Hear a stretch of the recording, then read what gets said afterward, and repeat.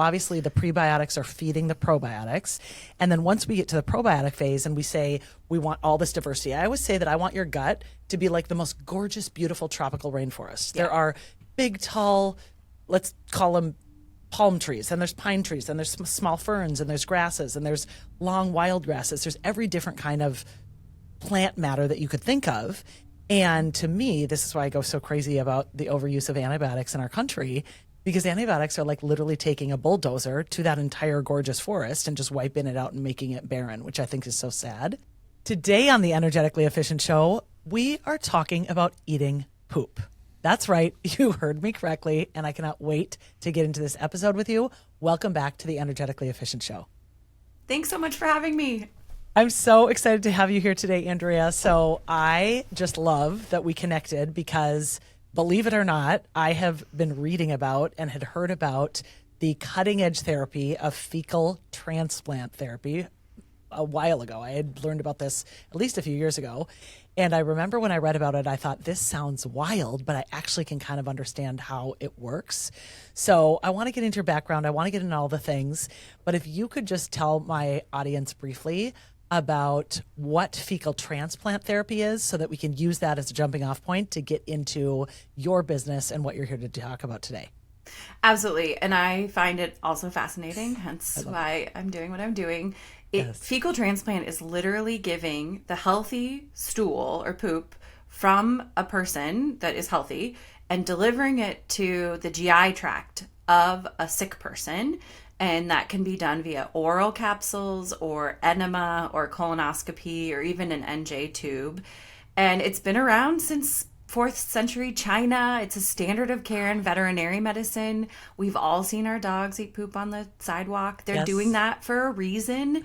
And so we can get into the science of why it all of a sudden is reintroduced. But the implications of it and what it can do are really fascinating. It was really the inspiration for the evolution of what I do at Thaena as a stool-derived healthy person's dietary supplement.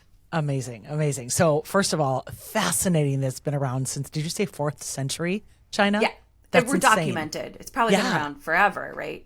Yeah, that's insane. And the other thing you mentioned, and I just want to always make sure the audience understands, when you mentioned GI tract, because it's fecal matter put into the GI tract, remember everyone, I've done other episodes about digestion. The GI tract is the gastrointestinal tract that really is everything, correct me if I'm wrong, Doc, but it goes from the mouth all the way down out the body to the anus. So we're talking everything in your quote unquote digestive system, also called your gastrointestinal tract. So like she mentioned, it could be oral delivery, it could be an enema delivery, or you mentioned another couple of ways that it could get into your body? So when you get a colonoscopy, they can also put it into your colon, and that's really where the microbiome lives. I mean, we have microbes mouth to anus, but really when we talk about the GI tract microbiota, we're talking about that like end part. That's where all the good microbes live. Yeah, I always say I call the gut like it's a short term for your intestines. Small intestine, large intestine is colon. Amazing.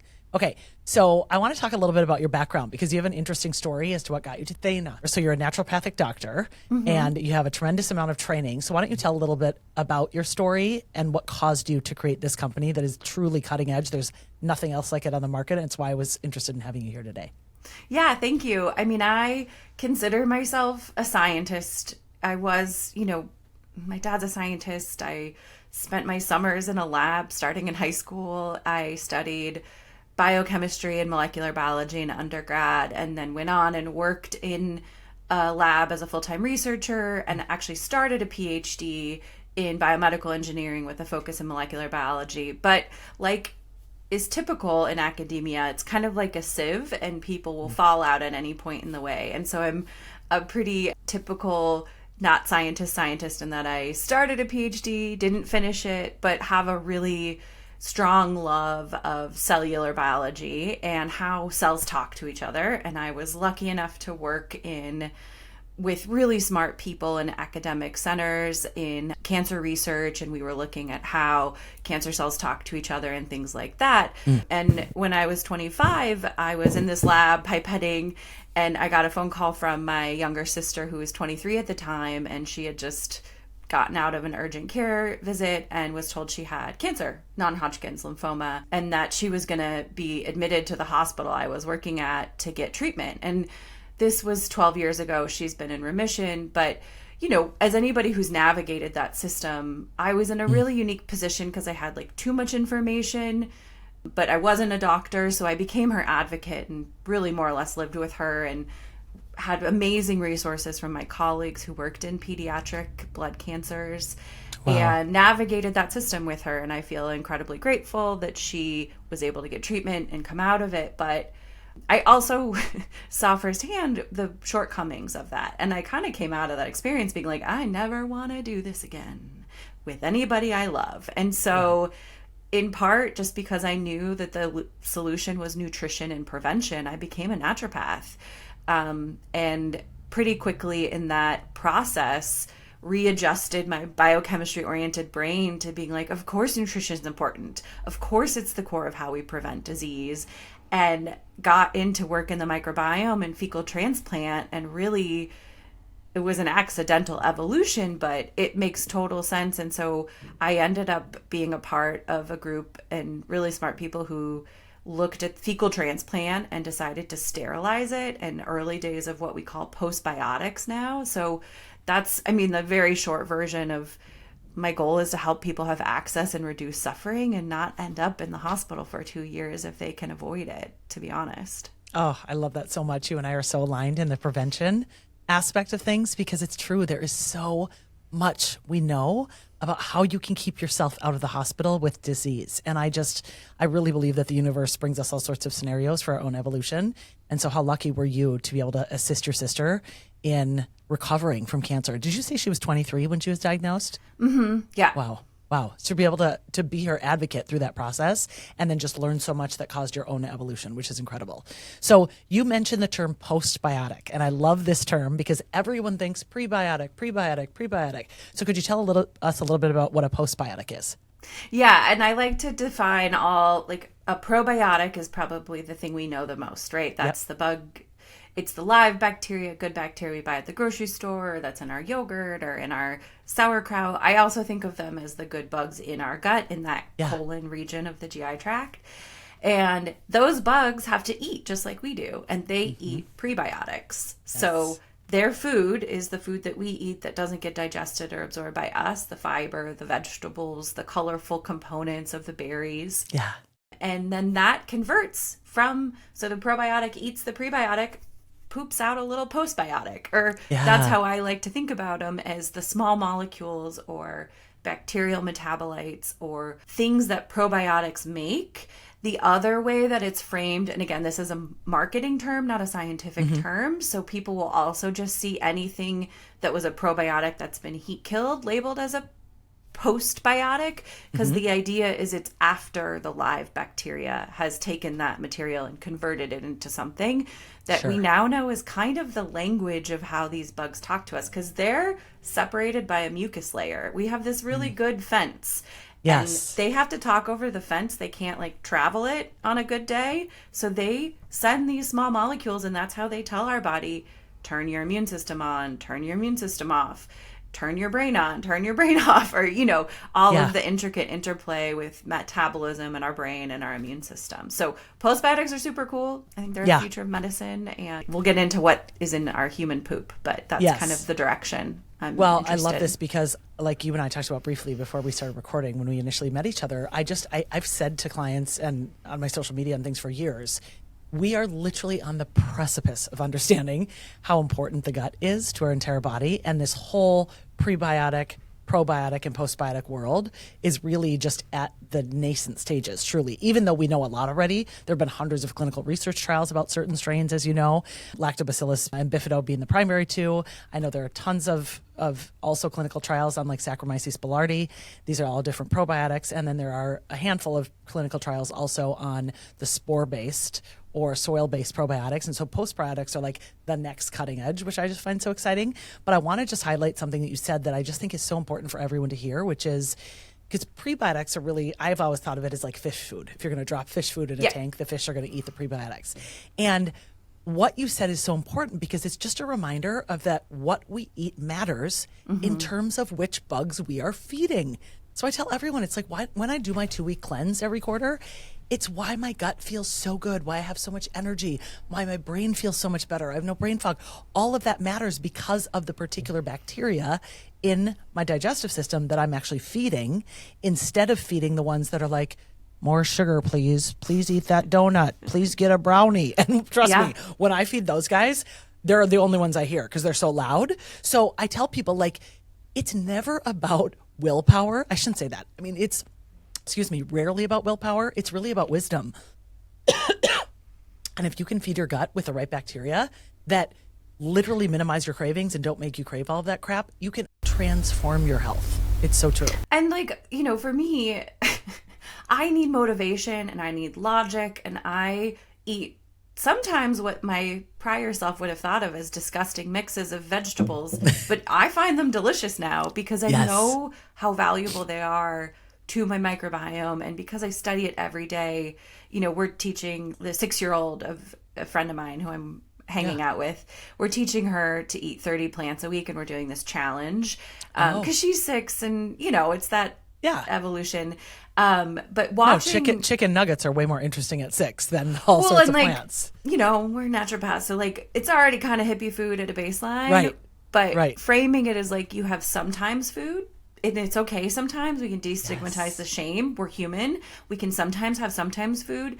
But most Americans, 50% of their diet is ultra processed, sometimes food. So what we need to do is think about it being, how do we feed the good guys? And that's been really fun for me, because if you can explain this and she ate 30 different plants in 1 week. We just tracked incredible. them. Yeah. And if she can do it, anybody can do it. And the reason I find motivation, and again, try to encourage my patients when I was seeing patients and now when I just talk to people, is that these gut microbes are the core organ system we didn't know controls everything. And the only reason we didn't know is because we couldn't see it. So Isn't it true? I remember reading that there is way more bacterial DNA in our body than human DNA. There's so much more DNA from the microbes in our body than we have for human DNA, which tells you how powerful it is in terms of dictating all of our choices, our cravings, how we behave, how we move. I mean, I'm convinced, and you and I have talked about this, and you're probably well aware of this, but I'm convinced that in the next 10 to 20 years, we're going to be healing autoimmune conditions with different strains of probiotics, postbiotics. We're going to be healing all sorts of different disease. We're going to literally treat disease with these things instead of with modern medicine. Well, and we always have. Nutrition has always been the core of wellness. When you look at Ayurvedic medicine and you look at Chinese medicine and you look at even traditional diets, it is the most powerful medicine. And I think one of the other things I really love about this work is these microbes, there's like a couple pounds of them, right, in our colon, tons of genes, 100 to 1-ish genes, but also just like by mass, it's the same as our brain, right? It's the same size as our brain. Okay, that's good to know. So you're saying like the microbes in our gut, weight-wise, approximately are about the same as our brain. Okay. Right. And they perform as an organ a very unique thing because they're changing over every 24, 36 hours. They are the canary of the coal mine of our body. And so they are our like first responders. They tell us what's going on in the world. They're responding to the things that we're feeding them. And then they turn on the fire alarm if what we're feeding them is a reflection of chaos and being a little facetious. But like, we are in an era where our gut microbes are trying to keep up with this onslaught of preservatives and environmental exposures that are causing a mass extinction event. I mean, we have like 1/10 of the diversity of our evolutionary, and the fact that we're still alive and can still function is I think a testament to how resilient these microbes are. But you got to respect that they're there to keep us going. And we are like really pushing that to its limit right now. And so they have the capacity to heal and respond, but we have to give them the tools to do that. Yes. I love that so much. I agree with you 1000%. That's so good to hear. And so let's talk a little bit about, you mentioned prebiotics, you mentioned probiotics, and then of course your business is focused on postbiotics, which I want to get into. But Can you just say a little bit more about the reason that all three categories matter? So obviously the prebiotics are feeding the probiotics. And then once we get to the probiotic phase and we say we want all this diversity, I always say that I want your gut to be like the most gorgeous, beautiful tropical rainforest. Yeah. There are big, tall, let's call them palm trees, and there's pine trees, and there's small ferns, and there's grasses, and there's long wild grasses. There's every different kind of plant matter that you could think of. And to me, this is why I go so crazy about the overuse of antibiotics in our country, because antibiotics are like literally taking a bulldozer to that entire gorgeous forest and just wiping it out and making it barren, which I think is so sad. And then there are certain probiotics that can be a more targeted approach that only go in and kill the bad guys. So that's something that can happen with some of those soil and spore based. But if we use an analogy like a rainforest, and you can use a different analogy if that doesn't work for you, how would the postbiotics fit into that world? Yeah. I love the rainforest analogy. I think we have to think of it like an ecosystem, because that's literally what it is. It's not just bacteria, but it's many, many kinds of bacteria, and there's many kinds of viruses, and there's many kinds of fungus and protozoa. And so you have the palm trees, and you have like the bugs and the critters and the mammals, right? And so when we think about the ecosystem as the model and the living things as the probiotics are like the rain and the sunshine and the nutrients that are coming in to feed that forest. And then the topsoil and the cycle of nutrients is what are the postbiotics. And so I think of postbiotics, and again, that ecosystem is responsible for communicating and providing resource to us as a human cells. Like many of our nutrients and vitamins and things that just regulate our baseline come from that ecosystem. And so when you clear cut the ecosystem with antibiotics, or constantly bombard it with low grade preservatives, or constantly bombarded it, with poor air quality or poor water quality, that ecosystem becomes a clear cut rainforest, and it's not making healthy soil anymore. Yes. And so then we downstream don't have the basic nutrients, and we are starting to appreciate how that impacts autoimmune disease and neurodegenerative disease and metabolic disease, and just our feel of like anxiety at 11, isn't imaginary. It's based on signaling that's coming in some ways from our gut that says, I'm dying, feed me. Exactly. Okay. You just reminded me, because I had the lucky opportunity. I was so fortunate 4 years ago. I went down and did a private tour with Will Harris of White Oak Pastures in Bluffton, Georgia. And he's one of the cutting edge regenerative agriculture farms in the country. And what was fascinating about his farm is he had in one of his shops a jar of soil from their land, and then a jar of soil, of course, from like the commercially industrialized corn, soy, etc. farm a few miles down the road. And it is wild to see the difference in the soil. I mean, it's crazy, actually. And just to see when you run water over it, just the difference in like the actual aliveness of the soil in a regenerative agricultural farm. So what you're saying with these postbiotics is it really makes that rich, dark, black, juicy, nutrient-dense soil that then can allow the probiotics to thrive, is what I hear you saying, which is to allow the rainforest to thrive and all the animals and the plants and all of the things in it. And all of our organs that depend on that soil. So like, yes, the rainforest is building the nutrients. It's our reservoir for these cool lipids called sphingolipids. I love them. Or it's a reservoir for bile acids. It's our reservoir for short chain fatty acids. And the more we're discovering how important the microbiome is, the more we're seeing that people who don't have this rich nutrient dense soil, you end up with disease. And the mechanisms are starting to get elucidated. And I'm working on a blog and a podcast for tomorrow right now that's about all of the micronutrients. Like, I have a colleague who I was making a joke that we're essentially living in a scurvy of the modern era, except instead of scurvy, we all have chronic disease from nutrient deficiency. And my colleague was like, oh yeah, I diagnose scurvy like 5 times a year in my patients. And I was like, what? How do your patients have scurvy? Yes. And it's because our microbiome is totally sad, and it's that sad soil. And so the good news is the more we understand, you like go back to basics and you feed real foods.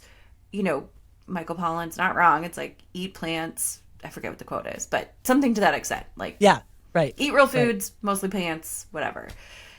And so I think I love the microbiome for that, because as nerdy as we get about the science, you can always take a step back and be like, what's going in that's killing microbes, and what am I giving that's feeding the good microbes? Right. And so the feeding of the good microbes, just to kind of circle back to this because I want to make sure everyone hears this, is it really matters what you are eating. Ultra processed food does not feed good microbes. Sorry, guys. Like, I wish the answer was different, but it's not. So like you mentioned, and I try to incorporate in my diet every single day, it's a really good high quality regenerative agricultural organic kefir, or it's like goat milk kefir, or I have every kind of color of sauerkraut and kimchi in my fridge at all times. Doing those sort of really good probiotic foods naturally is so excellent for your gut health. And then eating tons of plants. And I, of course, focus a lot on animal proteins as well for the amino acid profile that I desire. But it makes such a difference just in how you feel. So let's pretend we already have a baseline of a really good diet. We're eating super well. Let's talk about your company and how these postbiotics could help support an already healthy lifestyle, and even how these postbiotics could maybe get someone over a hump that's causing them to like constantly crave the box of Captain Crunch every night or whatever it is they're eating for dinner, and could really change up their microbiome so that they actually want to eat better on, for their life. Yeah.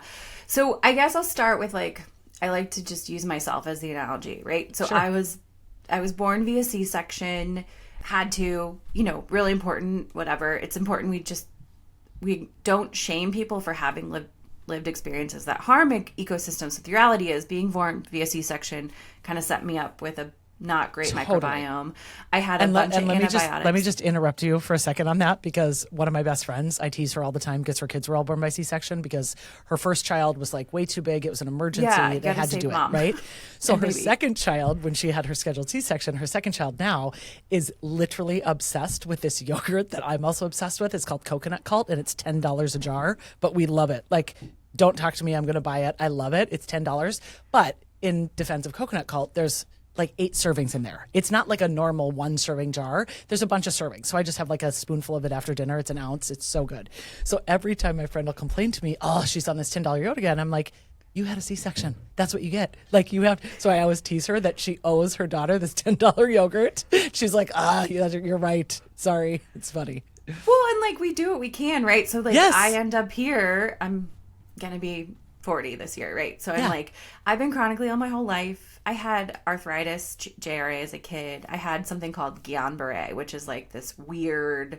Oh, I've heard of it. I was totally paralyzed and then had to relearn to walk, and it's kind of like MS, myelin, whatever. I was like I was in and out of rheumatology clinics. I had chronic pain. I've been on meds my whole life, right? Sure. And just to be clear for the audience, you're not saying like that's because you had a C-section. You're saying that's a contributing factor in your gut health. Yes. Right. And I think about my journey to my rainforest, right? And it just is. Like, it is what it is. And so there are just some things. I don't have palm trees. I'm never going to have palm trees or whatever in my forest, because I just didn't have the experience to do that. And that is what it is, and it's totally fine. But for my health and well-being, sometimes I need other tools. Like, I love fiber and I eat lots and I do what I can, and I find a balance between, the cost of food and quality of food. And it's constantly a cost benefit. Yeah. But I have these donors that were vaginally born and breastfed and raised on an organic farm and have never been sick. Yep. And their ecosystem represents a fundamentally different mixture of soil than mine does. And so sometimes when I need support for my gut or just life, right, that postbiotic is a tool in my toolbox, in the same way that I have other tools, including fermented foods and magical yogurt. And I just love that I think if we could start to have the same emphasis around fiber and quality of fermented foods as we do around protein, everybody would be so much long-term healthier. But literally I digress. say less. I totally agree with you. I'm like such a rogue person in my industry, because I'm also a low carbohydrate athlete, but I'm like, and you need fiber, and fermented foods matter so much. And you and I know this because of the Weston A. Price Foundation, which we both love. Right. And so, I am a sick human, lived a sick human life, worked in a hospital, family, I'm just used to being in the context where sometimes we need tools that are beyond, I worked with SIBO patients a lot when I was a GI kind of focused naturopath. And you can't tell those people to go eat fermented foods. They feel terrible. And they feel 8 months pregnant within 5 minutes of eating those foods because they have the bloating and it's just a mess. Yes. Yeah. And so we need to rethink all the tools we have in the toolbox. And to be honest, I loved working with fecal transplant. I saw its potential, but there was an infectious disease risk. So we took the leap and sterilized it in an autoclave, which is basically like a pressure cooker, and maintained the soil. It's not the live probiotics from a healthy person, but it is still a component of those nutrients. And for me and people that use our product, sometimes it's that thing that gets you over the hump because we can't make synthetic poop. We can't make synthetic blood, right? We've been trying to make synthetic blood for a very long time. And outside of like a fantasy novel about vampires, we just don't know enough, right? Right. And the same thing is true of the healthy gut microbiomes. And, defining health is tricky. We do the best we can with our donors, but they are very special. And I do think it just gives people another tool to add to that other context of like polyphenols and fiber and fermented foods if you can handle it, and stress management and water quality and air quality. And you have to always approach each situation as its own unique thing because our rainforest ecosystem microbiomes are all very different and need different things. So I love, you can ask me more questions about the product, but really it's microbiome science and ecosystem restoration that I'm passionate about, and having people feel empowered to have tools and not suffer. Amazing. Okay, I do have a couple follow-up questions from that. So number one, I love that you said autoclave because I knew this was part of your process because I'm a daughter of a dentist and a sister of a dentist, and autoclaving is very much a tool in their world for sure. But you mentioned one of the things I always like to make things simple. This is just my lawyer background talking because we speak in analogies all the time to have a jury be able to understand things. So, and you can choose something else, but is it almost like with your particular product, which as I understand comes in a pill, it would just look like a probiotic, but it's a postbiotic instead. You get a jar of pills and you would take this, with a meal. I want to hear more about that. But could I think about it almost like fertilizer? Yeah. Or like adding fertilizer to really or a multivitamin. Like a really good multivitamin that you can't get any other way. And talk about the multivitamin piece, because I understand what you mean in terms of how nutrients feed our soil, but just say more about that, how we can think about it, because I'm guessing if I look at the jar, it doesn't say that it has in it vitamin C, vitamin B, etc. So talk about how that delivery mechanism and the mechanism of action that truly is nutrition being given to our body. Okay, so we've defined postbiotics. They're these small molecules that bacteria make. And there are tens of thousands of different molecules in this pill. Yes. So we have healthy donors, their stool gets autoclaved and processed and freeze dried and mixed, and and then you end up with this pill that has 14,000 different versions of these small molecules, including butyrate and bile acids and tryptophan derivatives and urolithin A and peptides and health trend XYZ ingredient, you name it, spermidine, it's in there. Because all of those compounds would be byproducts from a healthy gut microbiome. Ecosystem. But yes, of course. But they're in really small concentration. So it's like tens of thousands of things that we only know a couple, like 800 of them, what they're called, right? Sure. And all of those are representative of healthy soil. So it's a multivitamin in the sense that it's got a little bit of everything so that wherever your soil is deficient, and it might be different than mine, it's going to kind of cover that and help to rebuild that ecosystem and feed the good guys to come back. We are looking a lot at a little bit more complicated of a mechanism called oxidative stress mediated dysbiosis. But basically, your ecosystem is just like in a bad spot. It's been clear cut or everything's off, and we're putting in the nutrients or the multivitamins to get those guys to grow and to tell everything around it to calm down. And what we end up seeing is that this helps people poop, and their poop looks great. It's a Bristol 4 and they feel like they're taking a super nutrient in the same way you feel when you get a good smoothie of, all the good vitamins. Sure. We haven't it doesn't have like vitamin A and vitamin K labeled, Right. because they're at small amounts and you have to have a threshold to list those on the nutrition facts. But Yes. it really is just a mixture of a bunch of stuff we're going to continue to learn about that are probably missing in our sad, my sweet, sweet, sad microbiome that just is what it is. And I'm going to do the best I can to support it. Yeah. And, becoming a naturopath was the best thing I ever did for my health. One of my good friends, who's my business coach for a few years, calls me Benjamina Button for Aging in Reverse. I was like, I love that. I will take that. I just turned 49 on Monday.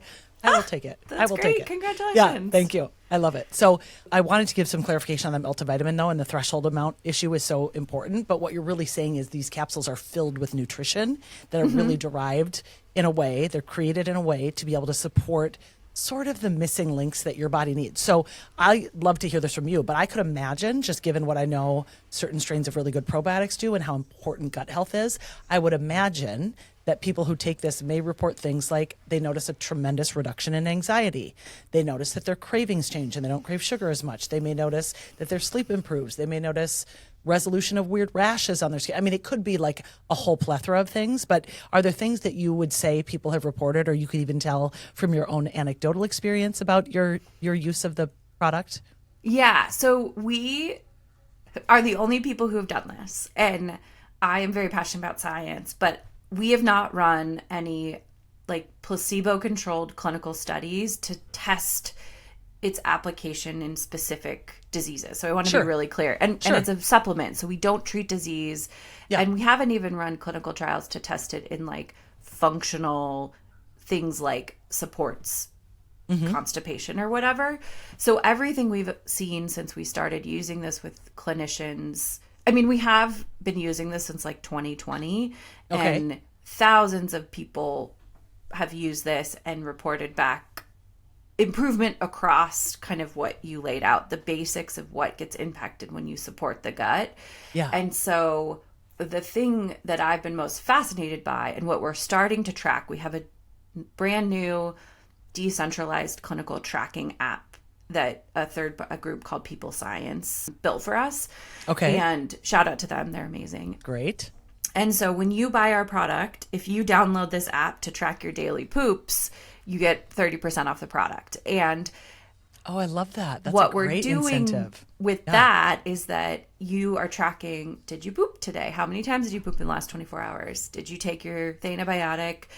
Did you take anything else? And then when you say, I have anxiety, I have brain fog, I have constipation, I have diarrhea, kind of the basic stuff we've been getting feedback with over the years, you can track it. And, for me, it's chronic pain. So I say, where's my chronic pain from 0 to 5 today? And I can see it in real time. And if we can get a couple hundred people to collect that data, we will have meaningful, statistically relevant tracking of the things that we've been getting told anecdotally. And, I come from traditional science, and you always have to be a caveat. Placebo is 30% of GI, so you always have to be conscientious about what you're doing and think about it cost benefit. But, I've had very, very skeptical scientists work with me, and I really think there's something there. I don't have that big data cohort yet, but it makes logical sense. And people will have like the best poop of their life. My friend goes, amazing.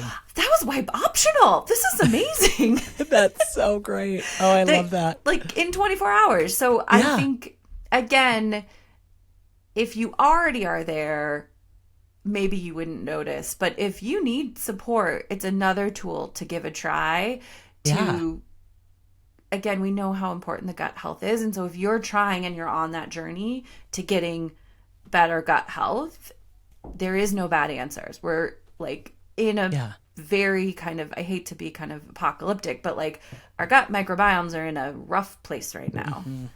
Yeah, I'm so glad you added that, because it's true in terms of, having bowel movements is so individualized to everyone.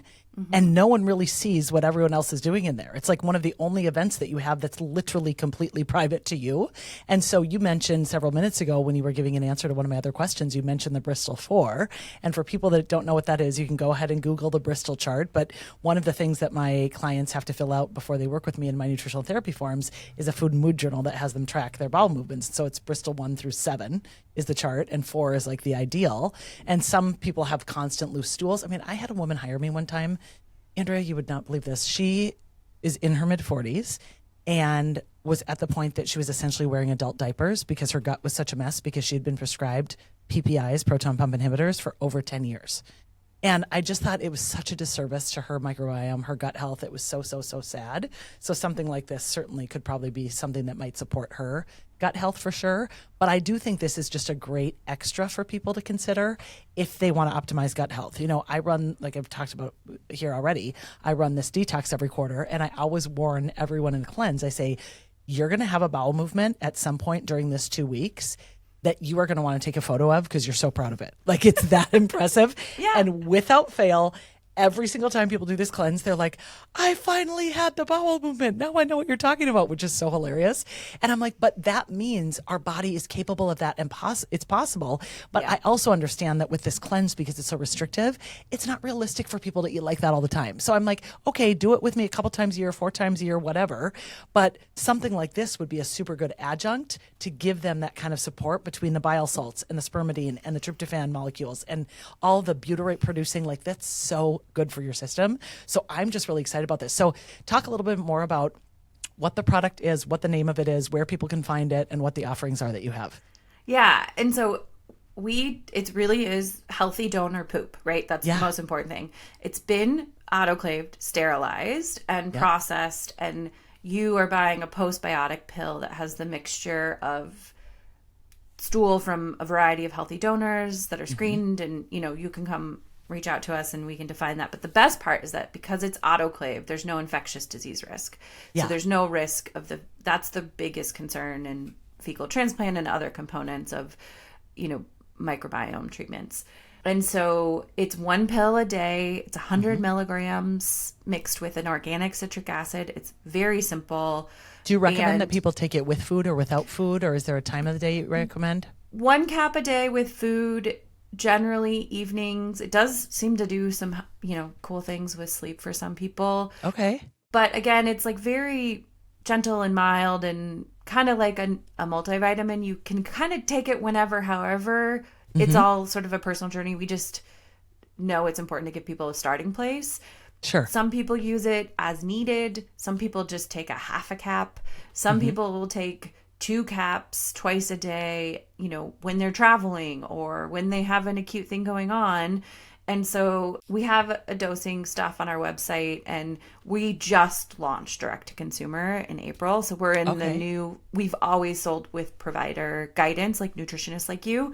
Yep. And so, you know, people can reach out to us. It's THAENA, which is a little confusing, but it's a, you know, microbe and Greek and is that what it means? It's microbe in Greek? It's the Greek goddess of, you know, rebirth and rejuvenation. And amazing. So, I love hearing where names come from. That's so much fun. And we'll put a link below the podcast and everything else. Yeah. We'll make sure we link your contact information and everything. So I was just thinking, it also seems to me that it would be a really good mechanism of support for someone who had to, for whatever reason, you know, gotten some kind of accident, had some sort of laceration on their skin, had to take antibiotics for whatever reason. It seems like it would be good as a program, at least I would probably recommend this to my clients, in conjunction with some really good probiotics, to take separate from the antibiotics, or maybe when they finish their round of antibiotics, to help rebuild that soil and really fertilize that good soil.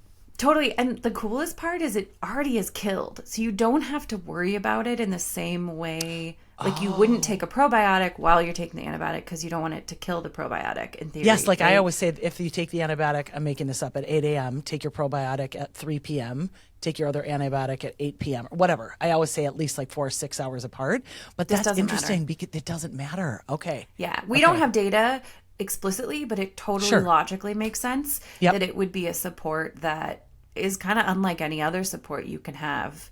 And again, worth the given it a try to see if it helps people, because sometimes we have to take antibiotics and we don't have a choice, you know? Right.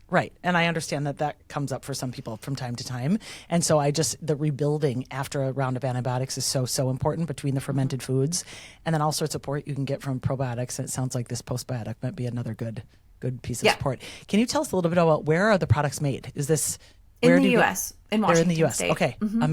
Amazing. And you're located out that way as well also, aren't you? Yeah. So we're based out of, the manufacturing is in Washington State, and we are based loosely out of Oregon, but we're remote. We built this during COVID. So, you know, it's really cool to have an opportunity. We're a small team. There's just 5 of us, but we were at the right place at the right time. It really helped my mom. She was like, you have to make this for me for the rest of my life. And I was like, okay. Really? What was what did she experience? Tell me what she experienced. She has a long chronic history too. Me, my mom, and my sister are all peas in a pod with pretty serious immune mediated stuff. But for her, it was constipation and just not being able to poop every day. That's like been a big journey for her. And this helps her poop every day. And she loves it. And, you know, I think about how important it is to poop every day and why that should be a pillar of health. And like, if this does anything else, this hopefully helps people out there have a good poop every day, whether it's because things get messed up when you travel, or you're on GLP-1s and you're backed up, or hormones, or whatever, right? Yeah. That is like my hope for the world, is a healthy bowel movement every morning. Well, and the reality is, like, I will emphasize that 1,000,000%, because people don't realize it's one of our detoxification pathways. So we get rid of toxins through our sweat, through our breath, through our feces, and through our urine. And if you aren't eliminating every single day and getting that, your organs literally can reabsorb toxins if you get stuff stuck in you like sludge. So I can't emphasize enough how important it is that you're going every day. So if you aren't, this is another reason that you might consider trying this supplement. Thanks. Yeah. Yeah. That's I love a superpower, honestly. Truly. I agree with you. Well, is there anything else you wanted to share with my community? I feel like we covered so much today and I just loved our discussion. But if there's anything else that you want to add, I'd love to hear it. Well, I mean, it's an honor and a pleasure to be here. I'm trying to get the word out. Nobody else has done this. We're the only one taking healthy donor stool and making a postbiotic. So share the word. Tell your provider about it. Tell your friends who you think need support about it. You know, we sell through our website directly. We are collecting data. We provide educational resources. Reach out to us if you have questions. The goal is to help people and reduce suffering. So I just encourage people to check it out. Come to our website and don't be afraid to. We have a money back guarantee. So if you try a 30-cap bottle and within 60 days, if it wasn't the right fit, we have a no questions asked. We'll give you your money back. That's There's great. a 7-cap sample pack so that if you don't want to buy a month version, you can try it out. We're just trying to, we're trying out as many different avenues as we can to support people. So I appreciate the podcast and the opportunity to chat. And I love the microbiome science and I love what you're doing. So well, thank you so much. I definitely am going to try it because I'm very excited about trying this supplement and I'm really excited to try it. So thank you so much for being here. We'll put all the links below, links to your website. It's THAENA, correct? Yep. Okay, good. Just so everyone knows, it's Postbiotic. Thank you, Dr. Andrea. I loved having you here today. And we will see you next time on a different show. Thanks, Kristen. Yes, thanks.